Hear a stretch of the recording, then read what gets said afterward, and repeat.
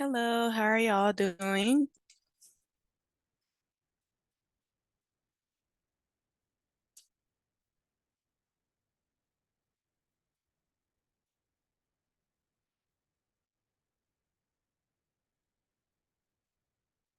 That's good to hear.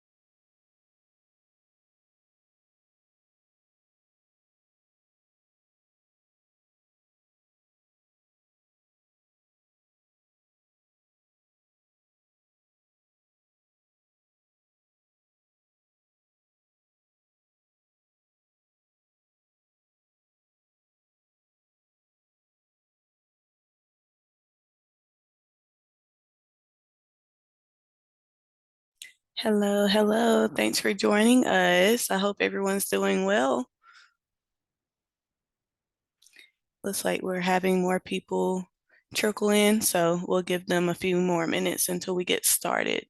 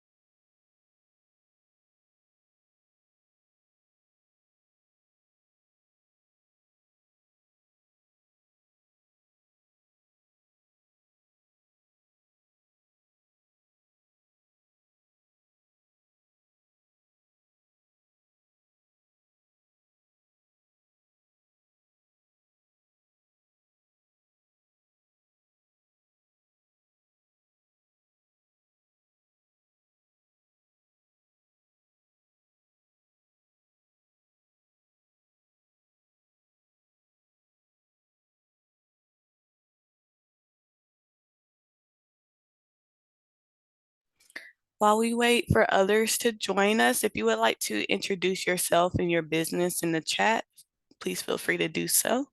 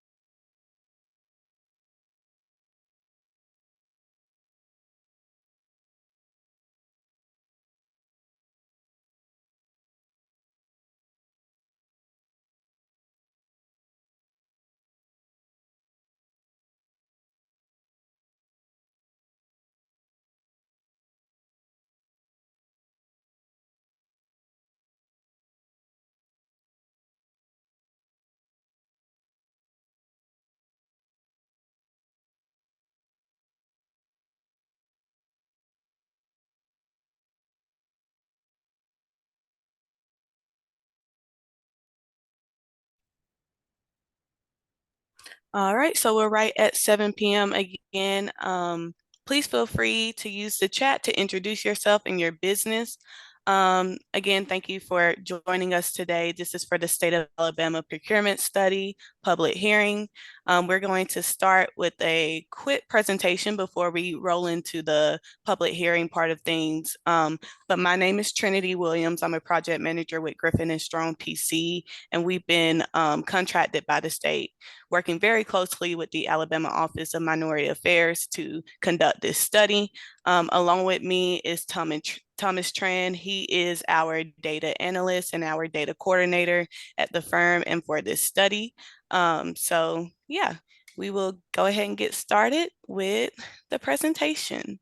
And again, for those who just joined us, if you would like to drop your name and your business and do introductions in the chat, please feel free to do so.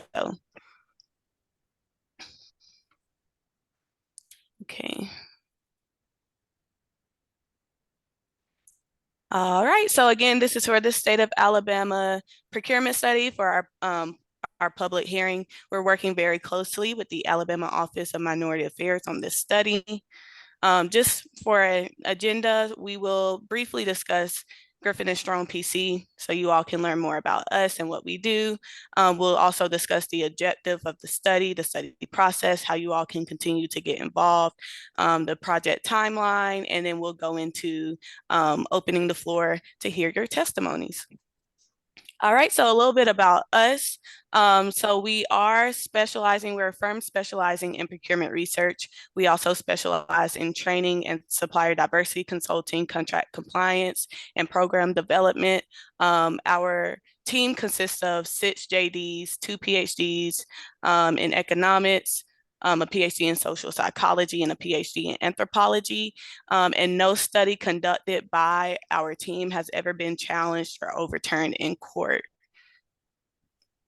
All right, so a little bit about the study. So the objective of the study will be really analyzing where economic growth opportunities exist for minority and women-owned businesses in the state's executive branch departments. Again, this is really confined to state funds. We're not looking at any federal funds, and we are looking at the procurement of goods and services. Our industry categories that we'll be analyzing are professional services, other services, goods, construction, and architecture and engineering. And then as we run our data analyses, this will be broken down by race, ethnicity, and gender. As well as we'll be looking at geographic location. The study really consists of 2 mechanisms. So we have the quantitative analysis, and we also are collecting qualitative data as well, which is our anecdotal evidence collection that you all are a part of.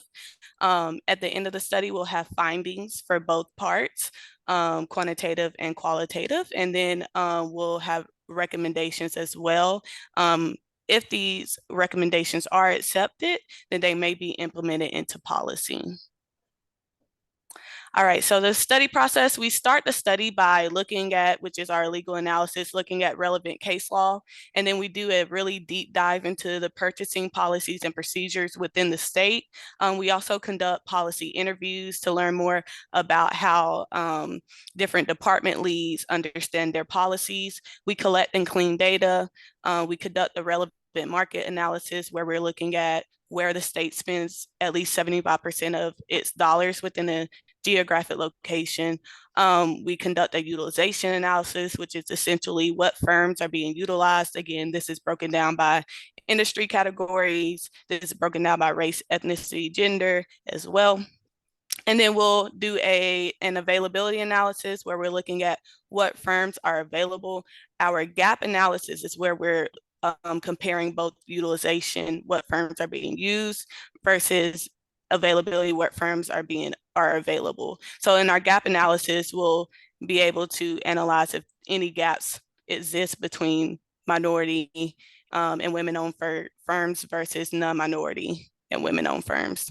And then we'll run a regression analysis. We'll also be collecting anecdotal evidence. And then we'll have our final report with findings and recommendations. All right, so community engagement and anecdotal evidence. Again, this is what you all are a part of. We collect anecdotal evidence from the business community in a number of ways. So we do an informational meeting. We had our informational meeting earlier this year in January. This is really just walking through in more detail about what the study looks like in the process. The recording of the informational meeting is posted on our study website, which I'll provide to you all later in this presentation, but I do encourage you, if you would like to learn more about the study, to visit our website and also watch the informational meeting recording. We also have anecdotal interviews. These are randomly selected interviews one-on-one. We have our survey of business owners, which we just completed that. This is a way for us to quantify the testimonies of the business community within the state. We have our public hearings, which we have a number of public hearings today, and then we'll have one tomorrow. We'll also have one on the 6th, 11th, and 12th, and we do have it in different languages. If you have a language that you would like to for us to conduct a public hearing, just let us know. I'll provide our study email later in this presentation. We also have focus group sessions, also randomly selected. These will take place in July. So if you do hear from us about focus groups, please attend. This is just a way it's a group setting and a way for us to be able to hear from business owners while they conversate amongst themselves. We have organizational meetings where we're sitting down with leaders of different organizations and getting their perceptions of Alabama's procurement process. And then we also collect testimonies from the business community through email and social media comments. All right, so how you can continue to get involved. Please be vocal. We want to hear from everyone. Today, we'll try to get to everyone. So if you don't feel comfortable providing your testimony, please feel free to email us. Our study email is right here, highlighted, that last highlight right there. If you don't feel comfortable, you can also put a comment in the chat directly to me as well, providing your testimony. If you would like to participate in an interview one-on-one, please let me know.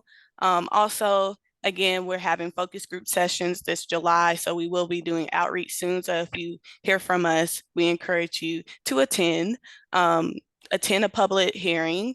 If we're not able to get to you today, or if you have anything to add from what you speak about today, we encourage you to attend our other public hearings, and you can find those on the study website.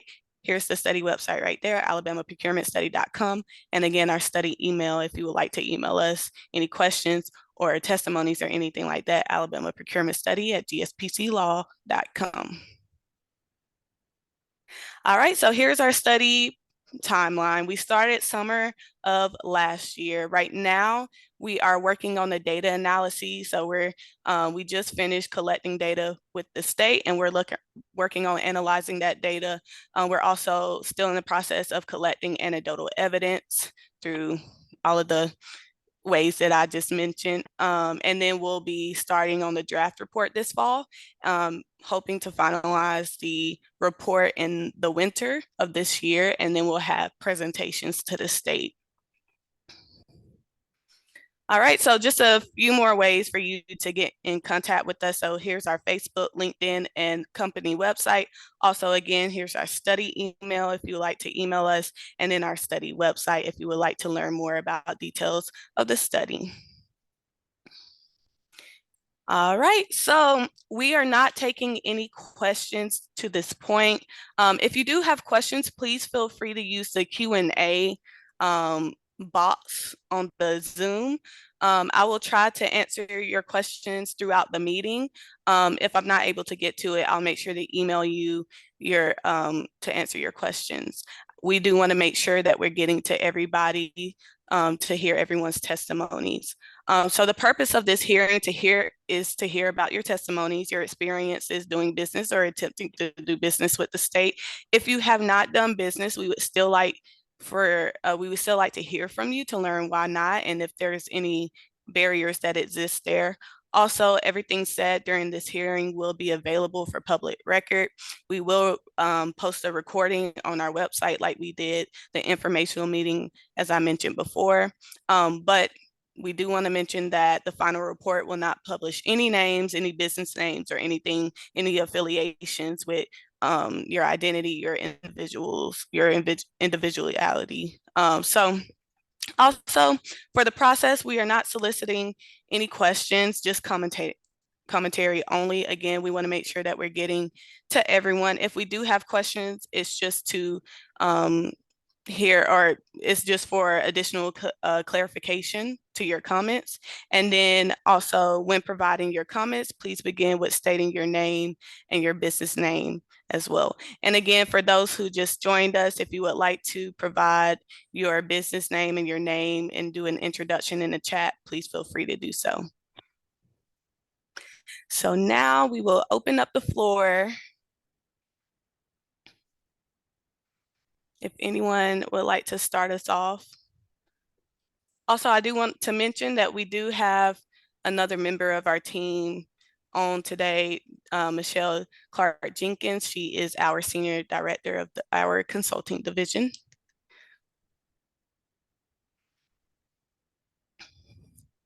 Good evening, everyone. I'm glad you all have joined us.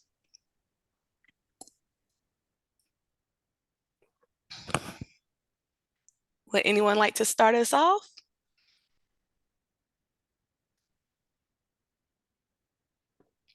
Hi, Tiffany. This is Annie Allen. My company is Pack 3 Technologies. We do business under the trade name of iSeek Solutions.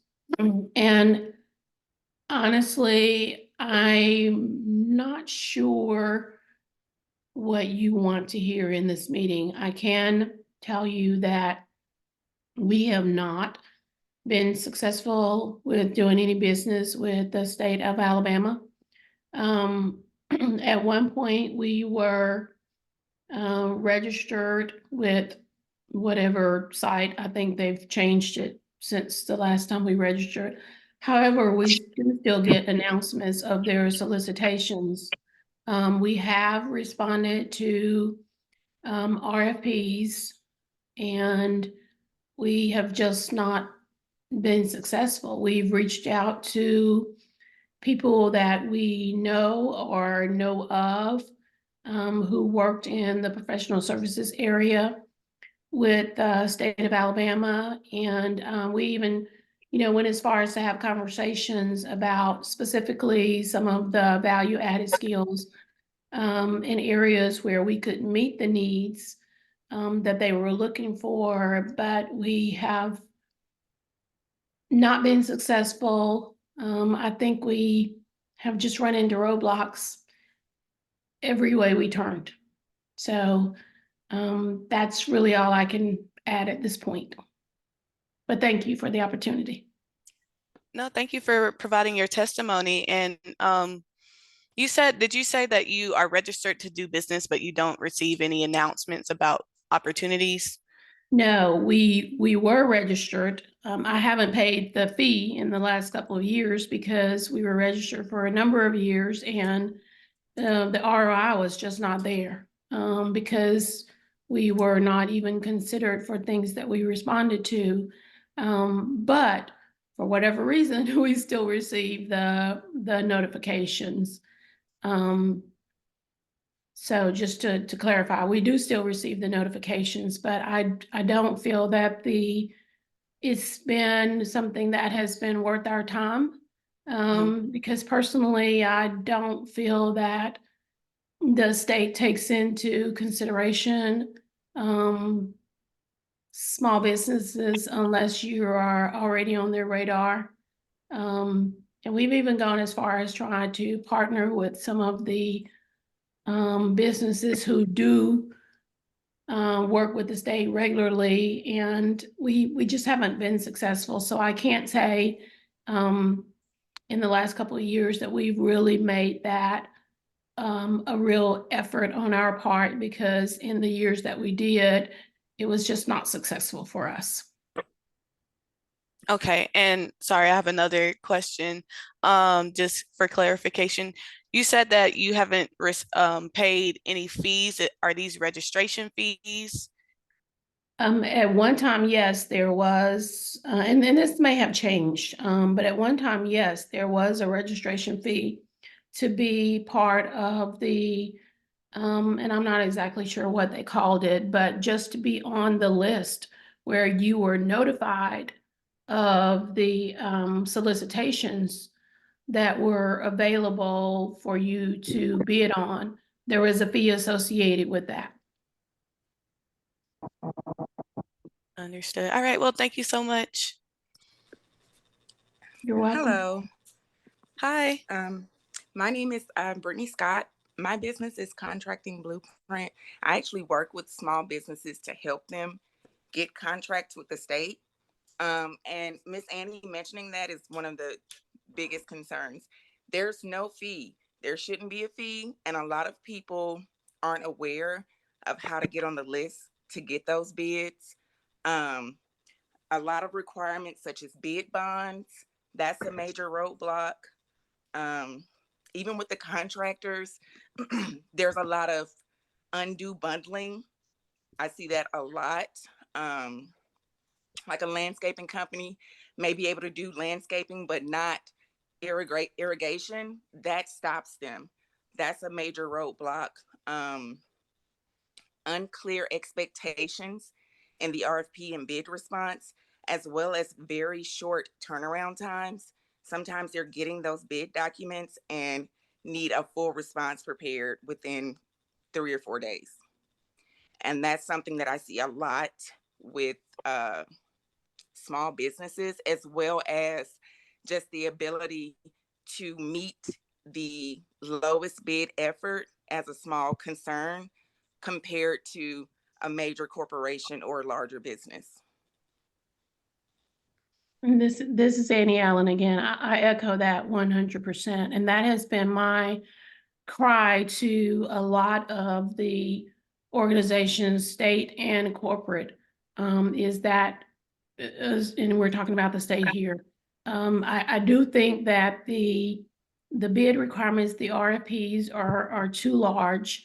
They don't really encourage partnering, as a lot of organizations have started to do these days, because not everyone is all things to all people, although some people pretend they are. And I think there should be opportunities. In fact, I think there should be a mandate that for every prime that they are doing a certain percentage of business with, a diverse company. And that is not something that we have in place with the state of Alabama, although I have encountered that with other states. And, as you said, the fee and the bonding, and I know that municipalities have that as well, because I do a lot of work with municipalities. But the bottom line is the solicitation process is not small business friendly, period. It's not. All Yeah, right. I agree with that as well.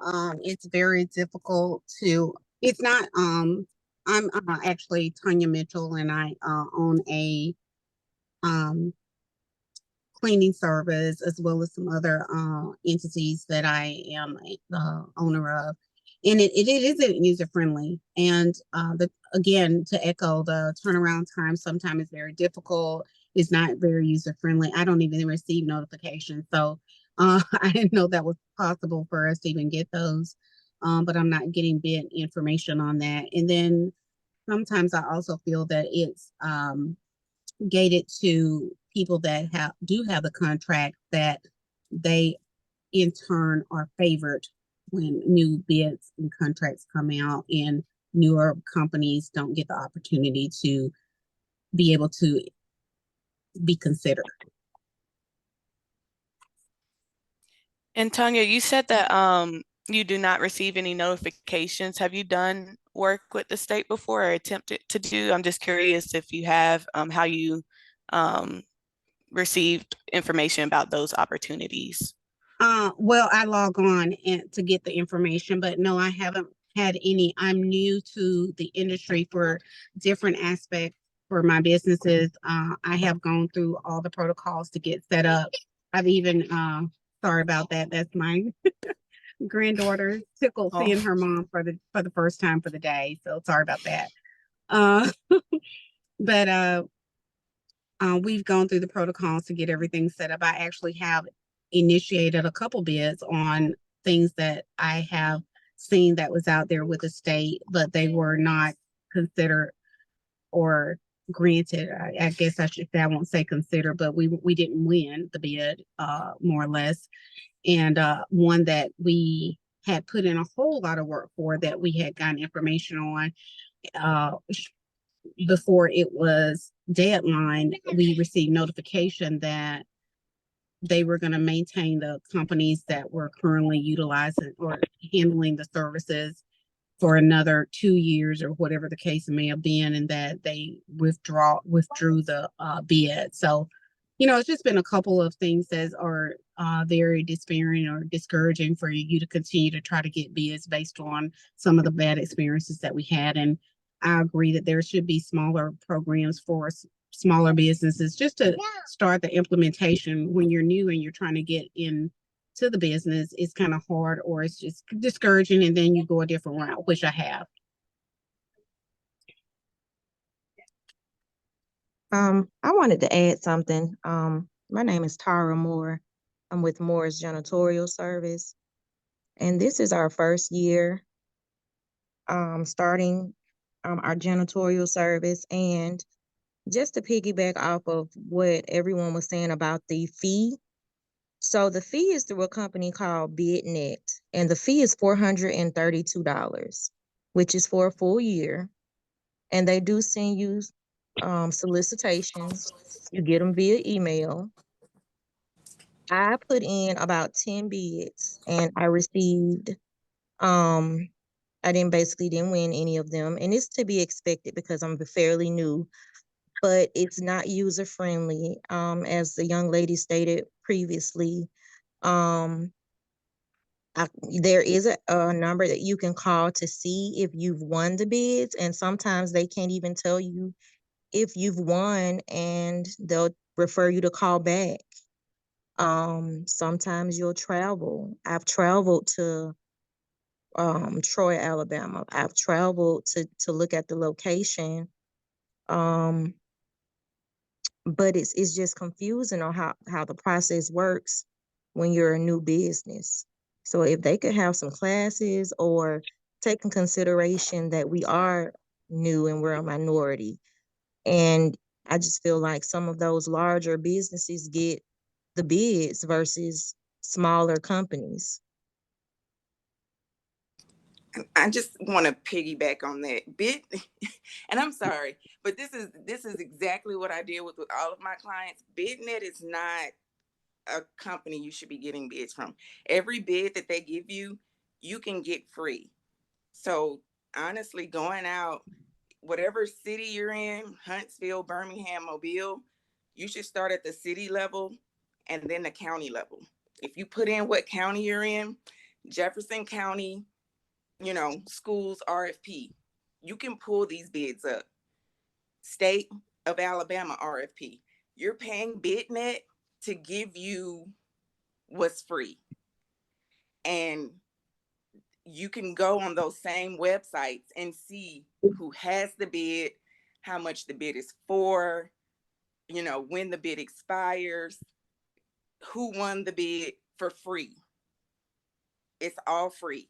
So I think a lot of it is the state doesn't make it easy for us to find it. And, you Google these things and BidNet pops up.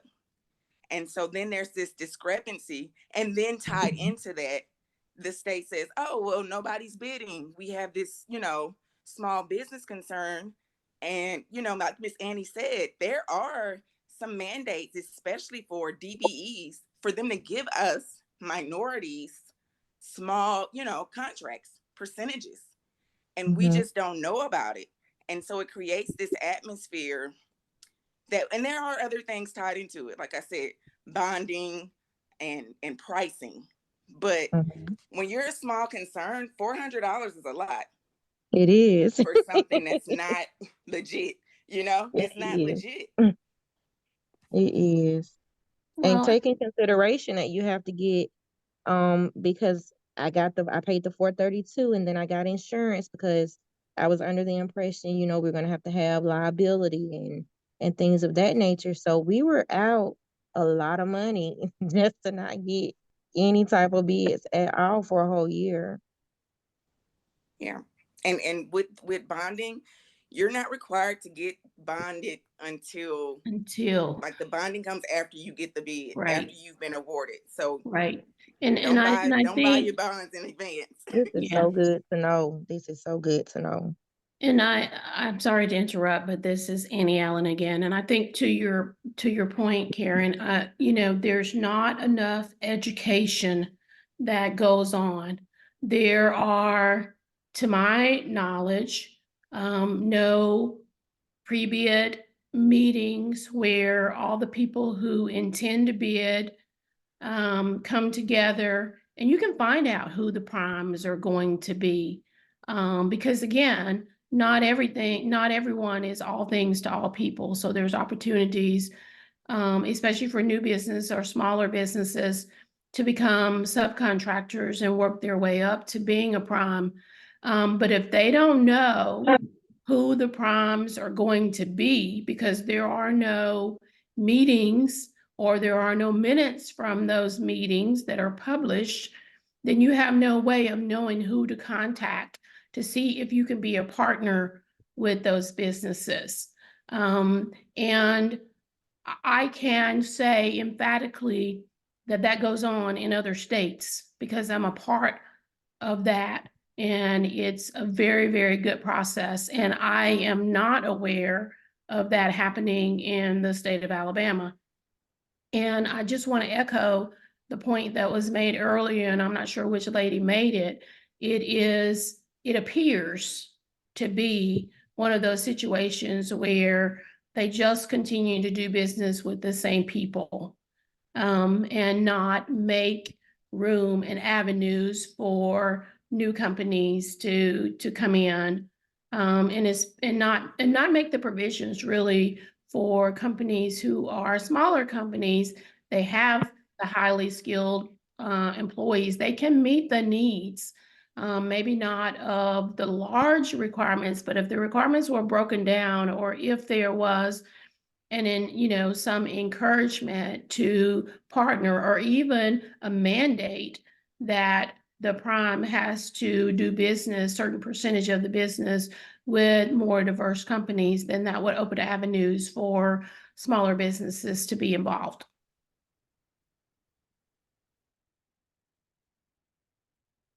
I know recently here in Mobile, we've had that. We've had prime meetings. They're working on a new airport here. So that's, kind of with the airport, it's a little bit different. It's federally regulated with the DBE. So they have been doing the prime meetups. But then what's coming after that is it's just unjust bundling. Smaller businesses, they maybe aren't able to do something that's going to be a $2 or $3 million project, but they can do 500,000. So I think that even once you get past the point of knowing where to go or how to find these things, and even once they open the doors to having these meetings, it's still just not very realistic. I know, for example, I have a company that I do work with. They're a landscaping company. They have the prime is in Atlanta, and it says it's looking for contractors, subcontractors here. That's how far out they've cast that net.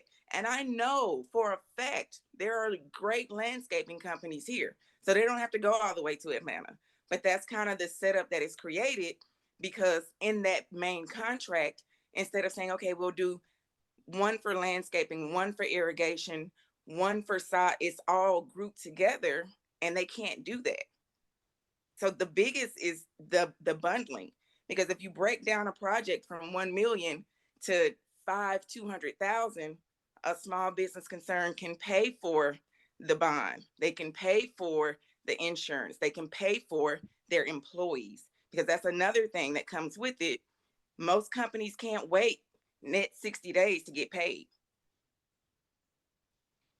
So I I think echo that, that. breaking And down I would contracts would be say, good. to your point of they can't do that, they choose not to. Agreed. All right, thank you. And I do want to open the floor up to, we do have a number of people that hasn't provided their testimonies yet. So I want to open the floor up if anyone else has any comments.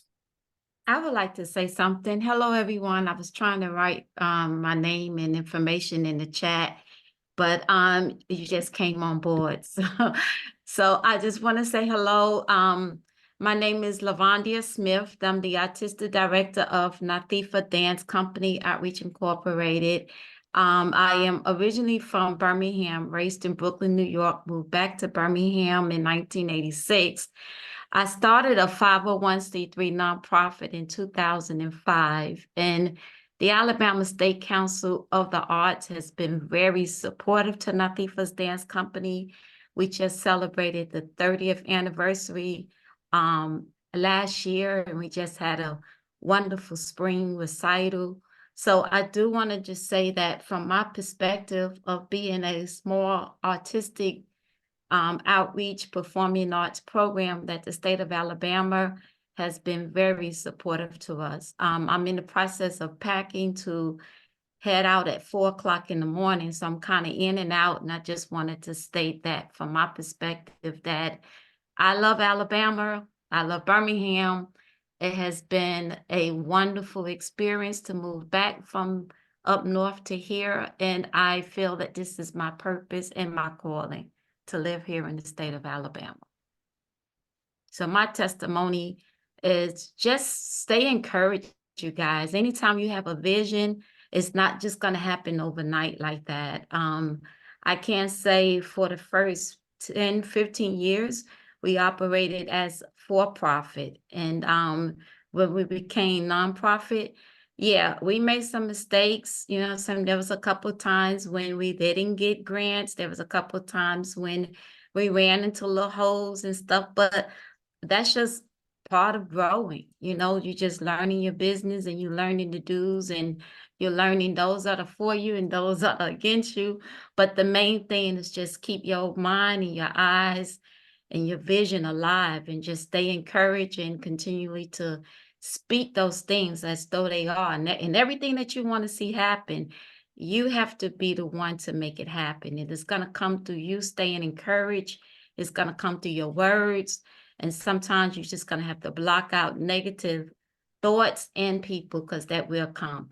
So that's my testimony. I probably won't get to talk to you guys again, but I do want to say hello, be encouraged, and welcome to 2024, summer of 2024. Thank you for providing that. I did want to ask, because you said that, you know, in your experience, you've had a positive experience. I would love to hear in what areas do you feel like you were supported, and what things that you feel like Alabama supported you. Just more detail about that, if you don't mind.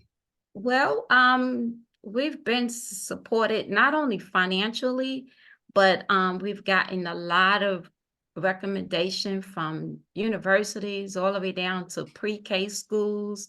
Anytime we have a event, we always have a full turn up, you know, we always have a full house.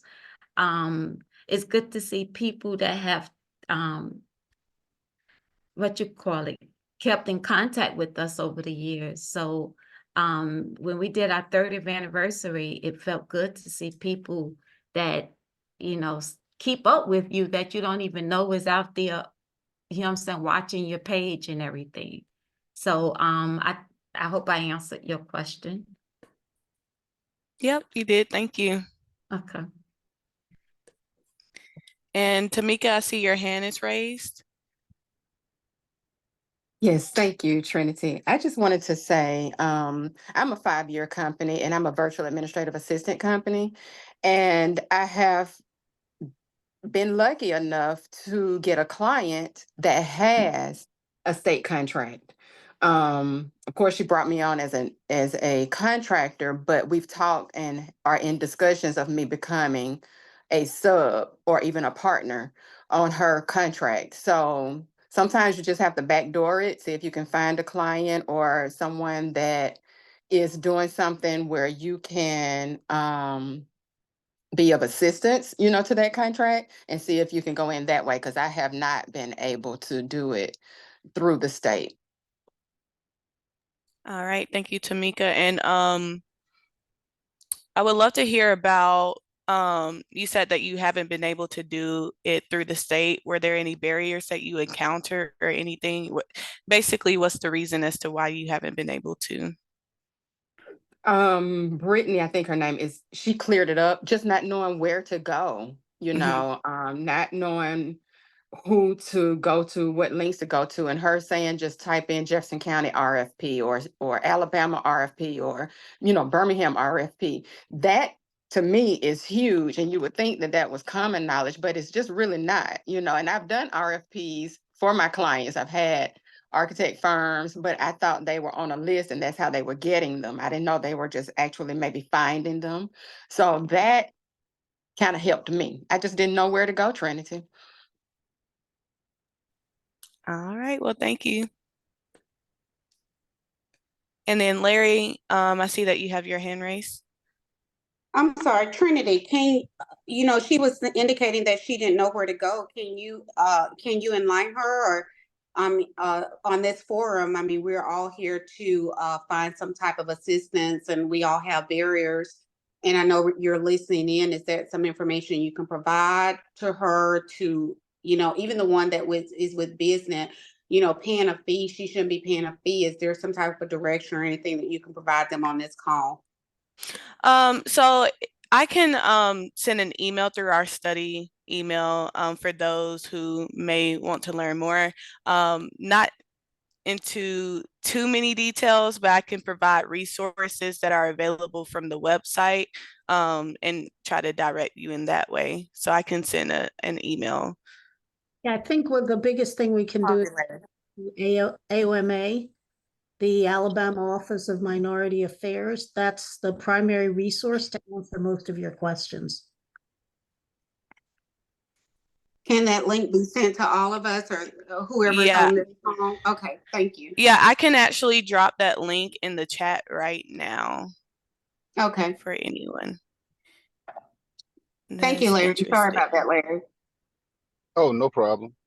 Hey, good afternoon, everyone. My name is Larry Knight. I am CEO of Lawn Care Specialist. I'm a landscaping company, and I have acquired several contracts with the state over the last couple of years, and I really enjoy it, and it is a blessing. I really, it is a regret to hear that some of you are paying for that service though, because it is a free service, and it's direct. But yes, I do hope that you all get the information that you're looking for from the firm. But yes, that information or that website, all of those RFPs are free and they are accessible. But yes, one of the things that I have been encountering is that I do know that they do give the contracts to the lowest bidder. And as a small business, as a developing small business, more especially, and you try to go in to make sure that you secure the contract, sometimes you end up cutting yourself out and you're stuck in a contract and you're having to fulfill the obligations and everything, but then you end up upside down due to the fact that, you did underbid to try to secure the bid. And that's one thing that I had to learn over time. And there was another issue that I had that I wanted to speak on. Like I said, I have several contracts, but there was one contract in particular. We were in the contract and they ended the contract. They terminated the contract. They did not notify me that they terminated the contract. I had to reach out to the contact person as I was going to provide services, and they didn't even know that the contract had been terminated. And they reached out to the procurement office, and what they did was they pretty much terminated it that day when that person contacted them about it. And I mean, it was some things that went into it. The building that I was servicing, it was a building that was not in use by the state, and they entered into a contract to have the building renovated. But I was 3 months into a 12-month contract, and they canceled it. And I kind of felt a certain type of way because there was a lot of money left on the table. So I was just kind of wondering, is that okay? Is that Oh, I wouldn't be able to answer that for you, but I would like to know that did you ever receive any information as to why they canceled that contract? yes, the reason why they canceled is because they entered into a renovation contract with another contractor to renovate the entire building, the entire property. And I guess that they were not aware that there was services being provided. And I guess when they did get that information from the particular contract for that particular agency, at that point, they put it in writing that it was going to be terminated as of that date. Did they compensate you, Larry, for the full contract? No, they did not. See, I mean, it's contractual. To me, it should have been a compensation for the full contract, but that's just, me just saying something. I'm just, putting it out in the atmosphere. Oh yeah, I felt that way now. They did kind of work with me. I did get, a real small percentage, but it was not anything comparable to the actual contract amount. And like I said, I was only 3 months into a 12-month contract. But I just wanted to share that. I did feel that right there was kind of, unbecoming. But most importantly about that too, there's one more thing I do goods as well, but I stopped bidding on the goods, and the reason being is because once again they give to the lowest bidder. But after a couple of times I did the math and I was like, I'm paying taxes on these goods that I'm purchasing for the state, and then they in turn pay me, but then I have to pay taxes on the money that they paid me. So I had to think that through, and I'm like, I'm getting taxed twice, and that doesn't really add up. What are your thoughts on that?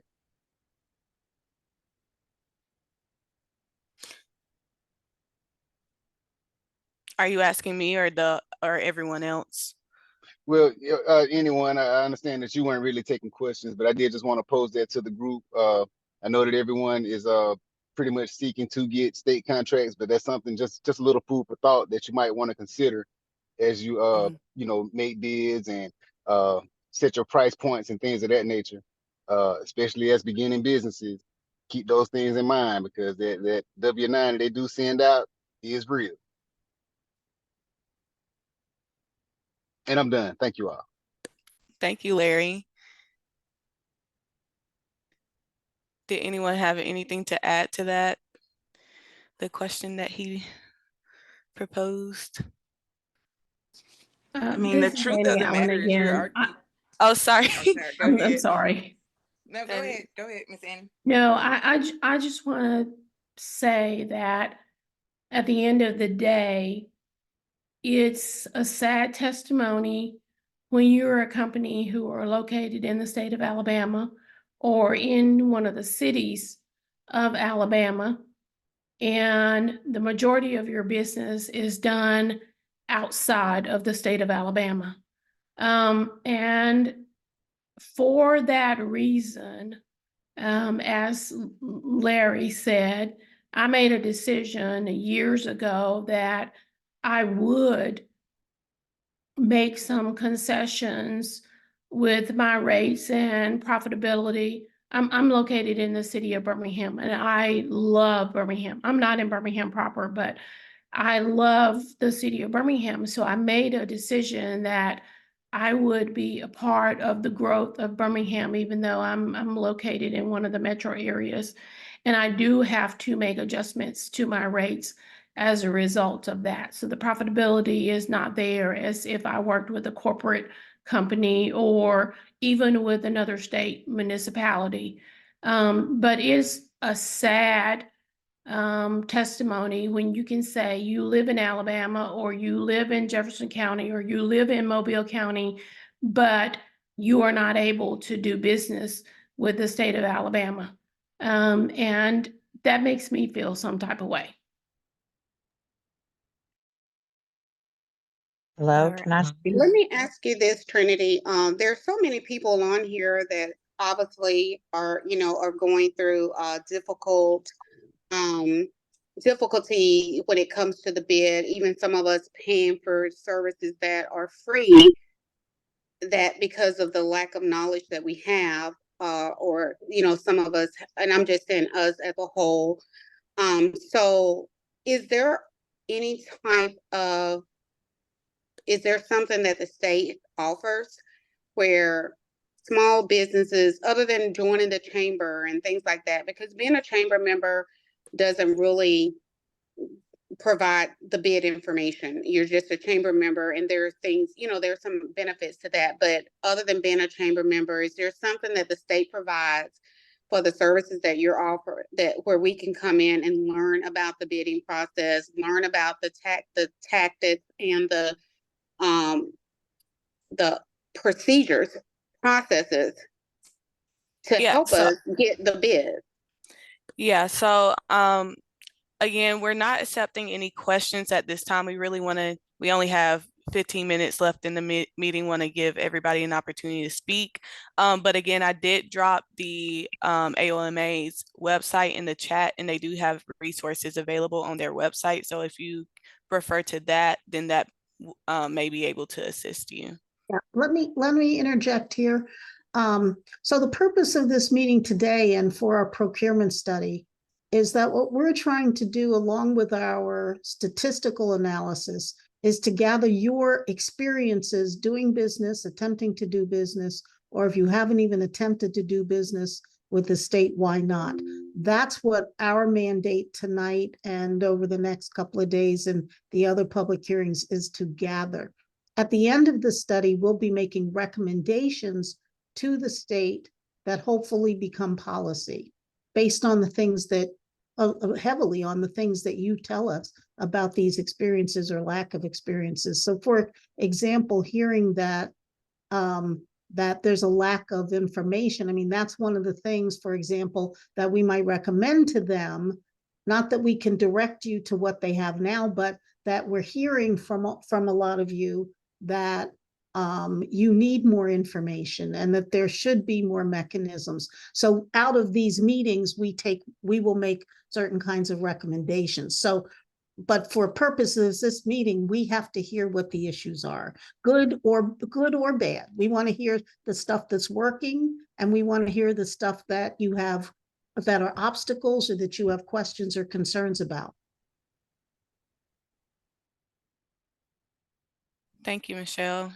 Jennifer, I see your hand raised. Yes, thank you.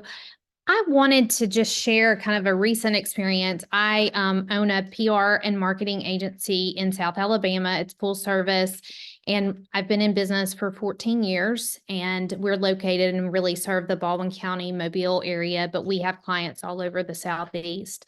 We're not to toot our own horn, but we're award winning, and we're even named the U.S. Chambers Woman Owned Business of the Year in 2020. I have never won a contract with the state through the RFP process in 14 years of business. And I have a team who does beautifully designed RFPs. I do know about Alabama Buys and Stars and a lot of the free services. I was just recently introduced to BidNet, and it is very enticing to think you need to buy and pay that. And I think that is definitely one of those things that business owners like me spend a lot of time trying to navigate, because I don't have someone who, is only focused on new business. But just kind of just share a recent testimony. We submitted an RFP in January of 2024. It was really, we were very well suited for it. And in May, we got a call, or late April, I should say, we got a call that we were in the top 3, the finalists. And so it took 5 or 6 months almost to get the, notification. We'd almost thought it was going away. So me and 2 other team members, we traveled to Montgomery. So that's a 3.5-hour day times 8, 3.5 hours for us to drive there and 3.5 hours back times 2 other team members. That's 3 full team members out of the office. And we felt like the presentation went really well. We got wonderful feedback. And, probably I felt the best about that RFP and presentation that I've felt about any in 14 years. And then we got an email, oddly, not from that department, that state department. We got it from the Department of Finance that it was not going to be awarded.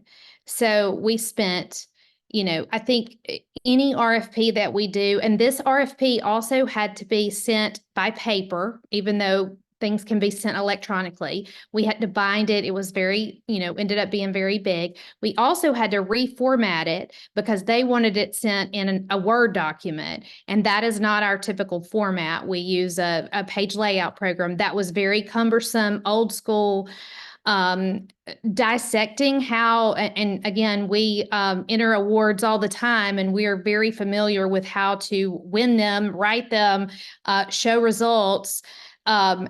every RFP is different in what it's asking for. There's no uniformity. It is very cumbersome for a team to make sure you're not being disqualified for any number of reasons because you don't provide all of the materials. And a lot of the things that are being asked to be provided are available through the state because we're registered with the state to get those. But then they decided not to award it at all. So that was very disheartening because that was a very expensive day for me and my team to be out of the office, to go and present and then to not even have an award made. That's the first time that has ever happened. And, you know, it's part of what we do is making presentations and, you know, bidding for projects. We actually are currently working as a subcontractor through a firm out of Louisiana for something in our own county. So it's, you know, I would love to be able to understand more about how getting on list to be identified as a subcontractor for other larger vendors because they seem to have more resources than us as small business owners. And I've just gotten very disheartened with the process because I can't afford to take time away from clients who have hired us and are paying us for our services to bid on business that it doesn't seem like we're going to have an opportunity to get for one reason or another, whether we're not the most qualified, whether we're not the lowest bidder. We always ask for feedback. And what was so bizarre about this particular RFP that we just came back from is that it was like they said they couldn't give us any more feedback because we try to improve on our processes. Is our RFP too wordy, too lengthy? Did we not give this? Did we not give that? Whatever it might be, that's just part of us trying to be continually improving ourselves. And the email was not answered by our contact that we'd been corresponding with. It was answered by the general counsel of that State Department, which was also very odd and just raised a lot of flags for me. And so, you know, when a business like us, who's a very small business, brings 3 people to go try to win a bid, and then, you know, you get an email saying, okay, now we're not going to do that. You've just wasted, you know, close to 100 hours of time preparing an RFP, going up for a presentation, corresponding, all the things, and then you can't even get any feedback or understanding. It's just, it said it was not in the best interest of the state. So it was not in the best interest of us to go up for a piece of business that wasn't even going to be awarded. That is very wrong. That's been my most recent experience. And, you know, as I said, we've been in business a very long time. And we are a certified woman-owned business. And I've almost reached the point where it's not worth it for me to try to even get business with the state. I've never had outside funding to support my business. It was built from the ground up by me, and we've added team members only as we grew the business. So it's not like it was something that, you know, I started when I was, you know, 30 years old and, you know, have kept trying to grow the business. And every day it seems to get harder and harder because rules are constantly changing. So I don't disagree with a lot of the comments that have been said about the complexity and understanding. You know, another thing is SAM, the SAM registration for federal. I know it doesn't apply to the state, but there are constantly people trying to get your money to get you to register. It's the same thing with BidNet, and BidNet might be the most cumbersome. And that state RFP that we bid on was only, yes, they had it posted on the Alabama State's website, but it was not it was only, you had to correspond and do everything through BidNet. So that was very cumbersome. I hated that. I didn't understand it. It was our first time to use it. So that's my testimony. Thank you. Sherilyn, I see your hand raised. Yeah, I'm new. My business is like 3 years now. But I have last year I won state got a small contract from state, like 4. So that for me that was so good. But before that, it takes time because I'm learning myself and doing it all myself. So I go to Sam doing it myself, so I don't need to pay somebody to do it. It is not easy, but they have some desks that can help you, guide you. And then I went to eastbay.gov. They'll teach you step by step how to do you know, everything is from the beginning, from a startup. So I learned that, and then I went to City Mobile. They have some guidance of how to, as a startup, where to go, and you know, and they have some classes that I went being when the COVID time. So how to pricing is the pricing, but I bid a couple, you know, it's in Alabama buys, it's free. So I just click and submit the bid. But I found out that because they select the lowest bid, so I practice and trial and error. So I won some, but I lose some too. And if the big company, they have the lowest price. So I learn from it. So it just, for me, it takes time to win. Sometimes you lose, sometimes you win. But I learned that when I lose the bid, you can go look for that bid and you can see them who won and how much the pricing. So I adjusted and I see, okay, how they get that pricing. And I do it myself, analyzing myself. So, okay, so it's not really bad, but for me as a beginner, I can't just compete the big companies. So that's all. Thank you. Thank you so much. And we are about to hit 8 p.m. For those who would like to stay on, we'll stay on with you. If you would like to provide your testimony, if you haven't done so yet. Would anyone else like to provide their experiences?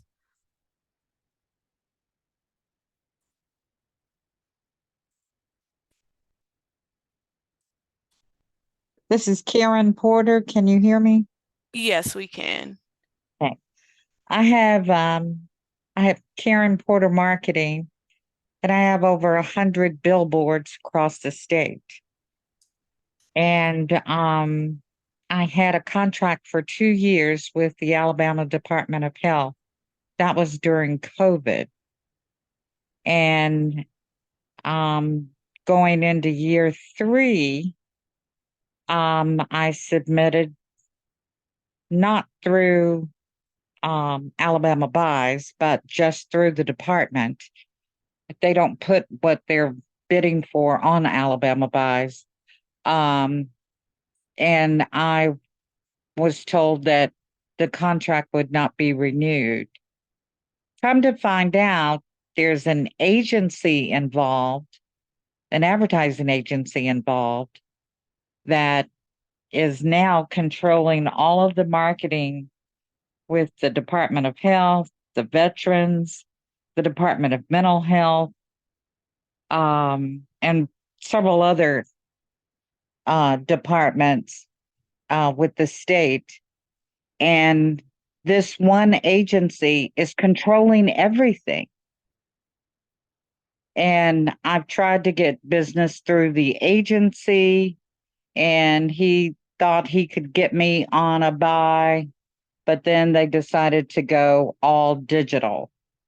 Well, digital means that it all goes back to his advertising agency. So I'm concerned about coming with the bids coming up in September 2024-25. Your report is not going to be available until after that. I'm not sure I have a chance to get back in the door. And do you recall the name of the agency that you're referring to? Or I know, Jennifer, you said that you have seen that as well. It's Copper Wing Advertising Agency. You've Yes. seen the digital billboards all over the state, and they'll have the Alabama Department of Health up there. They had all of that going during COVID. Now, the third year, there was still another year of COVID money, but it didn't go to any African Americans. I mean, my target is African American people. My billboards are in the African American communities, but to my knowledge, they may have done some targeting with digital on your phone, but the digital advertising, there aren't any digital boards in the African American neighborhoods, and they're supposed to be protecting all of the communities as best they can.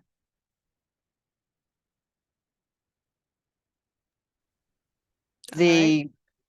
The the director of the majority of the money refused to talk to me,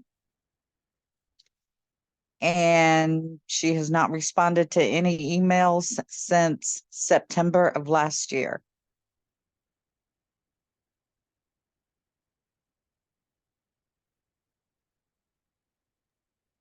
All right. Thank you for sharing, Karen. So your report won't be finished until after the new bids have been selected, correct? Yeah, we're aiming for winter of 2025. Well, you've got one agency that's controlling the state. We don't have a chance. African American women don't have a chance. Not end of 25. The procurement study, Trinity, is beginning of 2025. Oh, I said winter of 2025. But yeah, early Yeah, 2025. Yeah. yeah, they'll be finished in September of this year, going into 24, 25.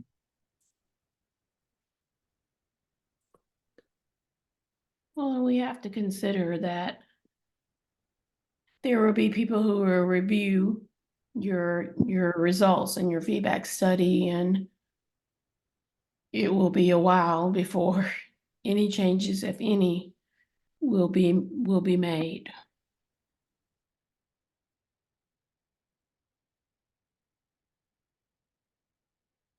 All right. I guess the last thing I would say before we shut down, Tiffany, is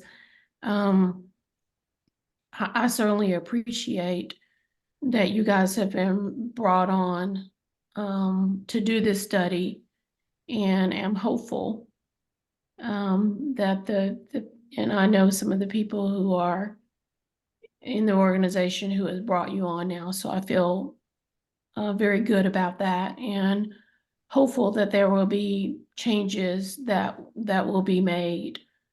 So thank you all for being here and hearing our feedback. Thank you for being here as well. We truly appreciate it. All right. There are some people that hasn't spoken yet. Would you like to speak and provide your testimony?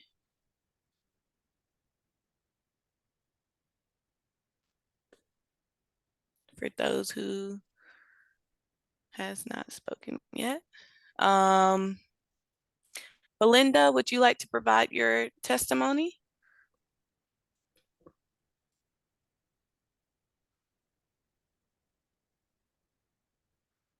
All right. Bobby, would you like to provide your testimony?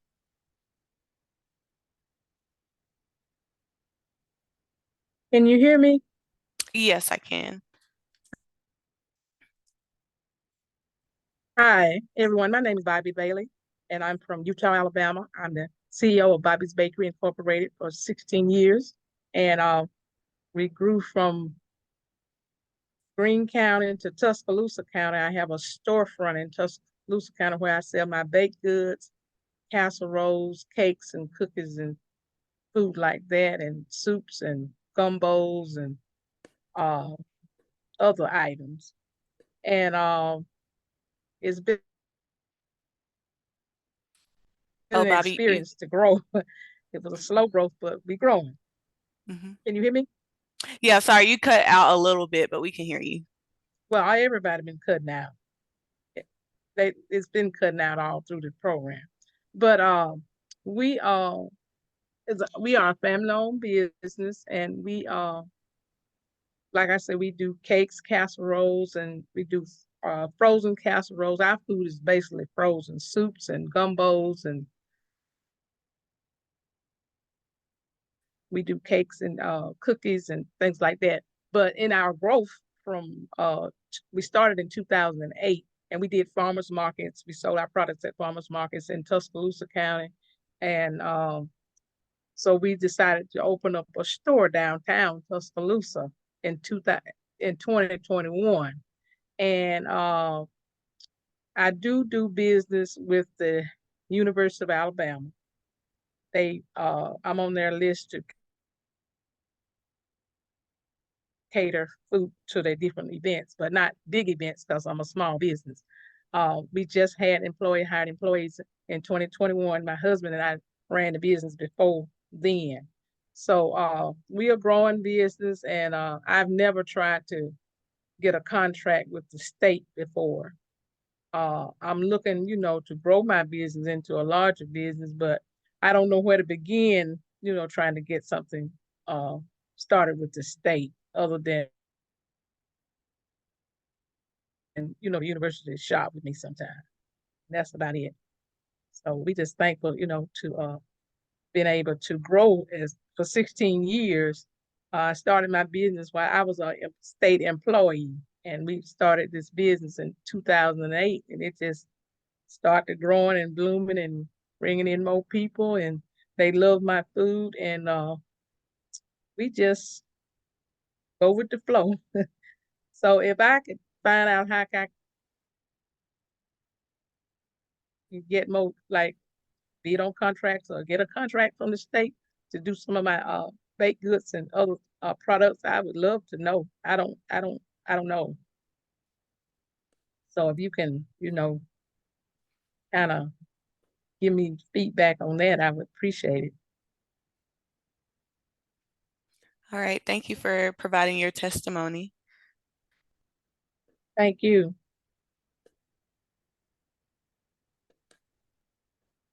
All right. Chris Burrell, would you like to provide your testimony? Absolutely. All right. So my name is Chris Burrell. I'm here with my wife, Robin Burrell. We have a small company called Woodfield Holdings. We primarily are in real estate, and we're also doing office rentals. I don't have much of a testimony in that I haven't done business with the state before. The primary reason that we got on the call tonight was to hear about other people's experiences and kind of gauge what some of the hurdles have been. The primary reason we haven't done anything has been mainly because of what I'm hearing a lot of other people say, which is that they don't have a ready way to access information and resources and things along those lines. We have gleaned some good information tonight, information about the Office of Minority Affairs and other things along those lines. But yeah, we were more here for informational, and we've definitely gotten some good information from it, as well as some insight into other people's experiences. So one recommendation definitely would be, hopefully that, once you all put all the data and information together, would be so that there can be a centralized location for being able to go get information about bids and processes and requests for production. Requests for proposals and all of those things. Because I heard somebody say earlier, the information is definitely out there, but if you're in the middle of growing or starting a business and trying to grow a business, it gets a little bit difficult and cumbersome trying to track down all that information. So one centralized repository would be great. And I think that'll go a long way towards helping businesses be able to procure contracts with the state. All right. Thank you for attending, and thank you for that recommendation.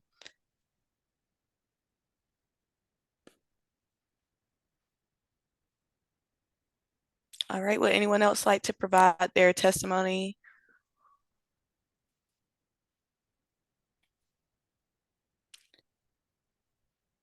Darlene Kelly, would you like to speak?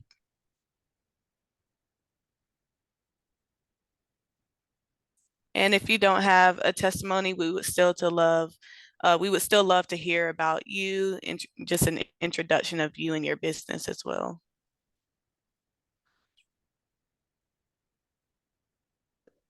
All right, David, would you like to provide your testimony? Sure. My name is David Beauchamp. I work with MedFirst Staffing. We're a nurse staffing agency located in Piedmont, South Carolina, but we do work nationwide opportunities, and we are very proactive with working with disadvantaged businesses in other states. It's very easy in some states to offer a link to the registered disadvantaged businesses so that I can see who they are and what they offer, and I can reach out to them for opportunities to work together. And I think that would be very helpful for the state of Alabama to provide directly from their procurement website. So if they do set something aside for a disadvantaged business, then vendors like me can possibly reach out and work together to help that local vendor with that opportunity and submit a proposal together. But also, Trinity, I sent you an email response with my testimony. We have not registered to do business yet with the state of Alabama. We have only registered on the procurement portal because we didn't know what to expect.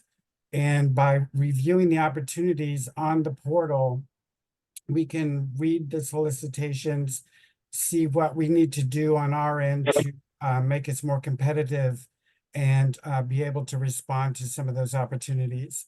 And we did actually respond to one bid, and we lost to the lowest bidder, which was at an alarmingly low rate. And I pointed out in my written testimony to you that is not always a good thing because the value may suffer in those instances. I'm all for saving money, but at the same time, in many cases, you need to spend money in order to increase the overall value. And not only is the value to the procurement office, but it's also to any subcontractors or disadvantaged businesses, that could be helpful to them by not, honoring only the lowest bid amount, but awarding to someone with better past performance. They have a good working history with other agencies, either state or local, or city. So they can get an overall, view of which companies are doing what and where they're doing it and what their reputation is like. If that's worth the extra dollars. And if Alabama is not willing to spend extra money, they're just going to be in status quo and nothing will change. You'll see very little growth. So I just wanted to offer that as my feedback. And I will continue to monitor the procurement website. But based on the feedback and all of the responses that everyone has contributed to, it's not looking very good for a company like mine. And that's a bit sad.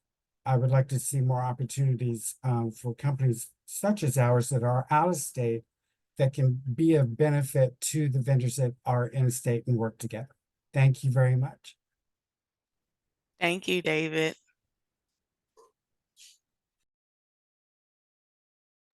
Nikki, I see your hand is raised. Yeah, I'll go ahead and give our testimony since I have to hop soon.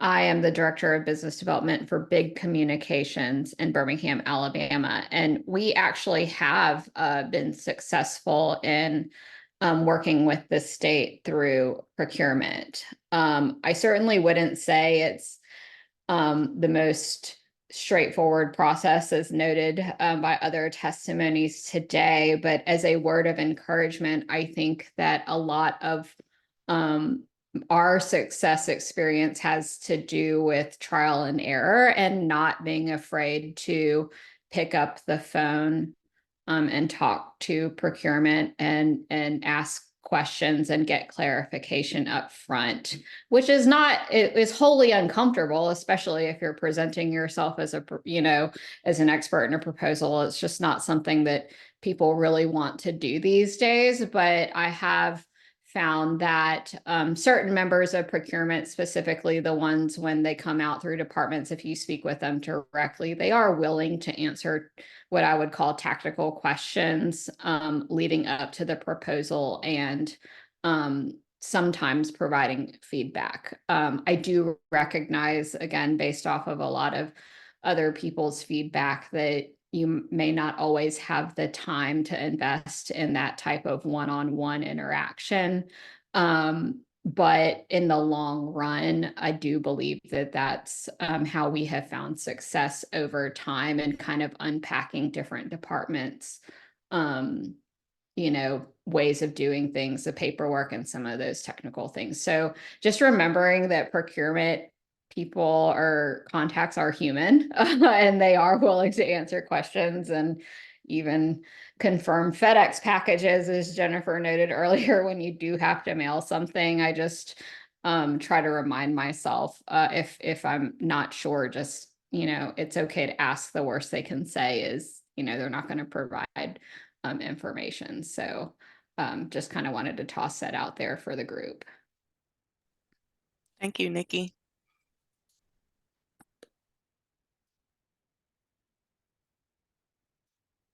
All right, anyone else?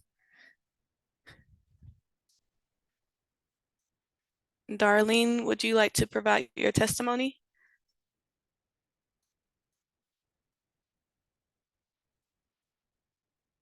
And if you're in a place where you're just not able to speak, please feel free to use the chat as well.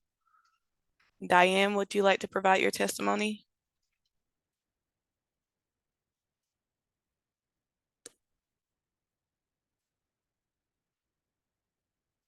All right, Steve.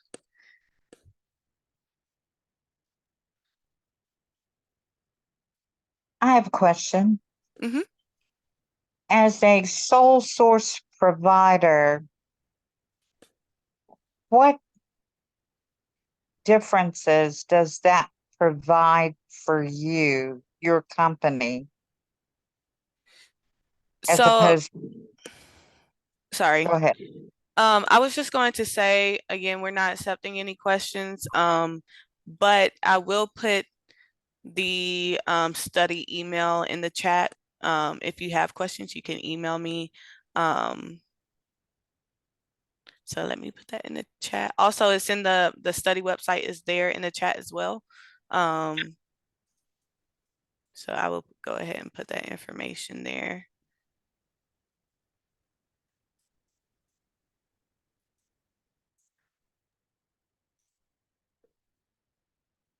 All right. Vanessa K, would you like to provide your testimony?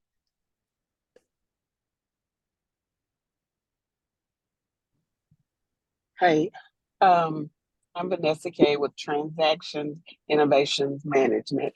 I provide services for admin, tech, and logistics. My experience has been awful. For 2 years, I contacted the SBA office at the University of Alabama, and I never get a phone call. It's always somebody else's job to speak with me. And from what I understand, all you have to do is make an appointment. But for some reason, whenever I call, they need to speak with me before they meet with me. I've applied with the city, the county, and the state. As Nikki was saying, send the email to whoever, they never respond. I don't have a problem meeting people and networking, whatever I need to do.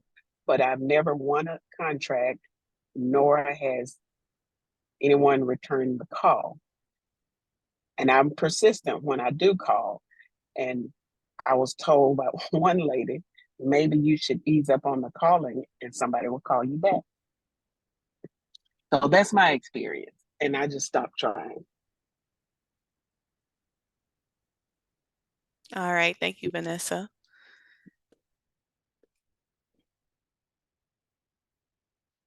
And then I see there's another Vanessa Tucker. Would you like to provide your testimony? Yes. Good afternoon or good evening, everyone. My name is Vanessa Tucker, and my husband and I, we own Tucker Enrichment. It's a clinic. Right now, we're brand spanking new. And our clinic is, we provide services for speech, OTs, physical therapy, and ABA therapy for kids that are neurotypical and neurodivergent, or just need these types of services. And we are vendors with the state. But we've actually met with Alabama Children's Rehabilitation a couple of times, trying to partner and, with the state and trying to, see if we hear there's a lot of need out there, but we don't know really what to do. We're brand new, maybe like a year old or something like that, but we are credentialed with TRICARE and Blue Cross Blue Shield. And we're just looking for a chance to bid on something, either through the schools, through the state, whatever. Just want to help provide a need and meet the need of the community. And it's just been very difficult.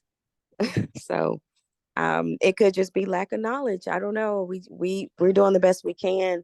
My husband and I are trying to figure out where to navigate. But like I said, we're already vendors with the state. We also have a cage code as well through sam.gov. So it just seemed like we just don't know what's out there, or like when I do search for it, there seems to be nothing. And I don't know if there's a specific season to search or what, but we're just trying to provide and meet the need of the community. And it's just been hard trying to get, some type of service or a contract through the state. Yeah, and I'm her husband. I would just add, just because I'll listen to the majority of the call. We also understand the federal side. I actually am a federal employee, so I just would caveat just for all those on the call that are trying to pursue state funding. The federal side is just as hard, if not worse. So I've heard a lot of good nuggets from this call to take for y'all on the call that are not familiar with the state level. The federal level, like I said, is very similar in nature. I would just say stay proactive, especially from the small business aspect. You just have to continue to network. Having a resource like this is good. I'm interested in learning more. We also have a for-profit business that we have, and we have a nonprofit. Our for-profit business is for our for-profit business is a franchise called We Rock the Spectrum. It's in North Alabama, and we are looking to expand to Central Alabama as well. And then our nonprofit is it's called the Autism Help Foundation. It provides funding for children who need autistic services. So we have it all under one umbrella, but like I said, a network like this is a good marketing aspect as well. So if you do have needs or know anybody in the autism community, that you can share the information or reach out to us as well. So thank you for having us on this call tonight. Thank you. Thank you for attending and providing your testimony. All right. Ms. Parker, I see your hand raised. Hi, Trinity. Thank you. My name is Nathalie Nelson Parker. I'm the CEO of Civitas Consulting Group, which is an educational and small development business consulting firm where we work primarily in the educational space, helping companies as well as small business leaders scale their companies and diversify their income generation through grants. I am not a business that I'm based now in Alabama, but I'm a foreign business, quote unquote, coming from Nashville. And I would say during the 3 years that we have been here, we've probably seen more headway locally in Birmingham through the city contracts rather than the state. I have experienced the same sentiments that a lot of other people have in regards to how cumbersome the RFP process is, how vague the RFP process is. I would even say the integrity of the RFP process, seeming that most of the contracts that come out publicly have already been agreed to be awarded to a company privately. And so I think that has also been somewhat disingenuous in regards to the proper procedure and protocol and even ethics of the RFP process in general. I would also say, as a small business, we have invested a lot of money on business development to just position ourselves to be able to procure both federal and state level. And the biggest headway I made, which was a huge financial commitment of our company, was going to DC's Congressional Black Caucus.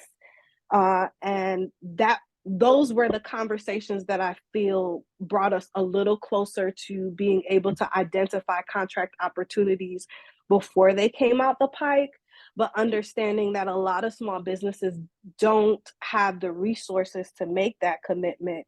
And just because you make the commitment doesn't necessarily guarantee that you will be awarded. So I think that's also something to consider in regards to feasibility. Another thing that I have noticed in regards to the disconnect between what happens federally and the state level, they used to be called, I think, SBDCs, which are like the local areas that you're supposed to go to be able to understand what procurement processes are out there, larger businesses that you can team with, how to position yourselves for RFPs. I've noticed, like a lot of other people have said on the call, that those offices are not open to the public. Either they're working from home or they're virtual, and there's kind of 2 to 3 steps of communication that needs to occur before someone even gets back to you.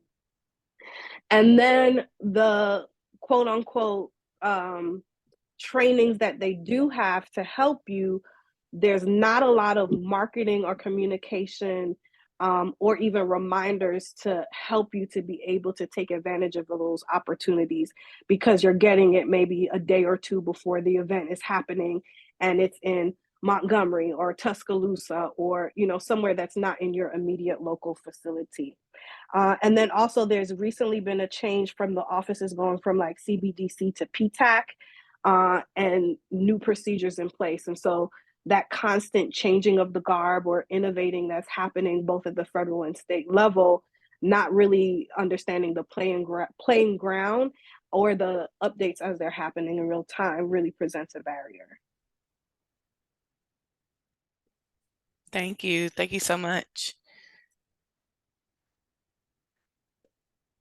All right. Is there anyone else? I think I went through everyone. I'm sorry if I missed you. Is there anyone else that would like to provide their testimonies?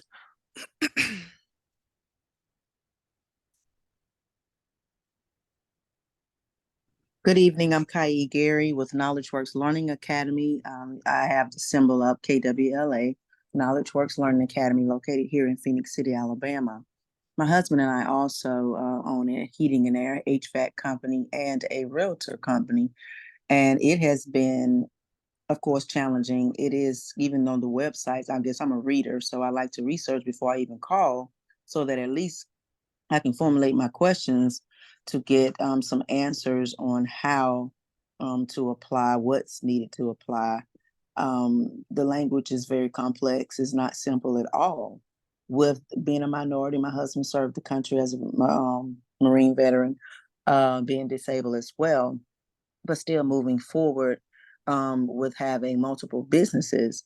We are having issues on the local, state, and federal level. We've been registered with SAM from the beginning, and from 2018, my husband 2019, 18, 19, and we have a consultant that we consult with that keeps our paperwork up to par. But even to go on SAM's to even try to find things locally is just a mist. I'm not sure why it's so complicated when there are billions and billions of dollars that is, allocated for states. As a person with disabilities, and even if they would have someone at the state, federal, and local level to assist with this process, as you said, the offices are not reachable, emails. It's just people are just sitting there, collecting money to do nothing. Like they are literally gatekeepers in a negative way. And of course, small business is the backbone of America, but it is very hard for a minority, myself, as a Black female, disabled female, educated female, to even move forward. It's our own monies that we have invested in, our 401ks, our retirements, that we have what we have. We have been awarded some finally these grants at the Alabama Department of Education, because we do have a non-traditional child care center here in Phoenix City, Alabama. But it is about who you know, and a lot of things are going on in the back room now that with the Transparency Act that Governor Kay Ivey has passed, especially during COVID, you want to follow the money from the top down, but by the time you get here locally, if you even inquire about where did this money go and why didn't it go to the poor, going to the local city councils and going to the local county meetings, all of a sudden I have flat tires. So, being outspoken and being a person of color, only asking questions, only asking questions. That's it. I'm asking for the way. I'm asking for the light to be turned on here in America, preferably the South and the Southeast. And everything that it's always a very hard push and no one's speaking, but yet you see all of these different articles where there's monies coming. And then if it is put out in the news, the deadline is like today, when it's out in the news yesterday. And of course there is monies coming from the federal government to the state, but feasibility study, how much does that really cost to do, to even get the infrastructure grants that are here in Alabama? So the cost for small business is just not an even. It's the playground it doesn't have equity at all. There's no equity. There's no equality. It's just not there. And I'm glad you all sent the emails repeatedly, but it's like, hey, the same answer, not getting anywhere. So I hope that something comes from this study. I'm not sure what is the root cause of the study. Probably because I don't know if there's a lot of complaints you all received. I came on kind of late, so I missed the beginning of your presentation. But I really want to know, after this feasibility study, what is being done? Because I'm not a talker. I'm a doer, and I don't have time to go to DC to sit and talk. Everybody want to get a committee. We have bills. We are providing services for our communities, especially for the at-risk population. Heating and air is something that everyone needs, and of course, affordable housing.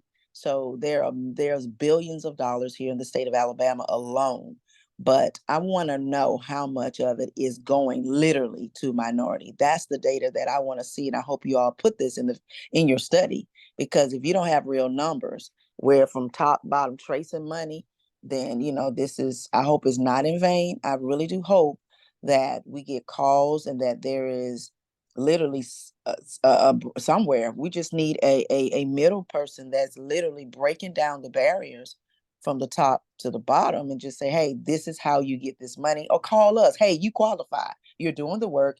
And we're in the 1%. My husband and I, praise God, we are.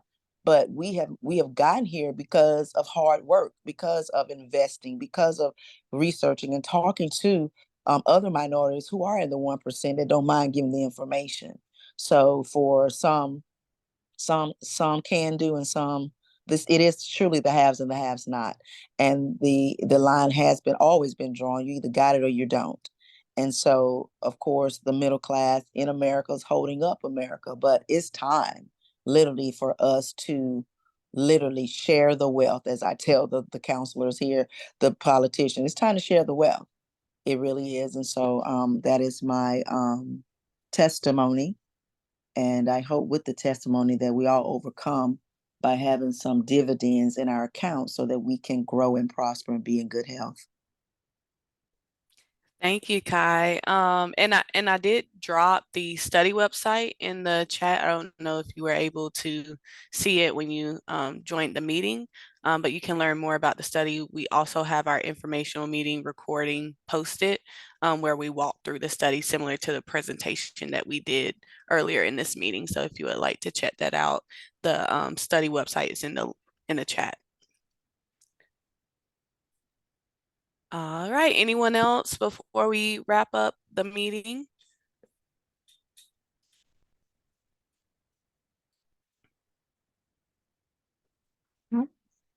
All right. Well, if not, thank you so much for joining. Again, if you weren't able to speak today, in our on the study website, we do have other public hearings happening from the 5th through the 12th. So on the study website, you can register there if you would like to attend. But other than that, have a great day. And again, thank you so much. Is it possible to get the website posted again? I'm sorry, I don't see it. I did come in late. Oh, yeah, I just dropped it, but let me see. What is it? I It's see in the let me see. I see the email. That's where I came in, and when you put the Alabama procurement study at oh you GSC, I have the email address only. okay. I just sent it again. You may have to scroll down in the chat. Yeah, that actually, the one that she just posted and it says is actually the website. Awesome. Thank you so much. I do see it. Have a good evening, you all. Thank you. Have a great evening as well.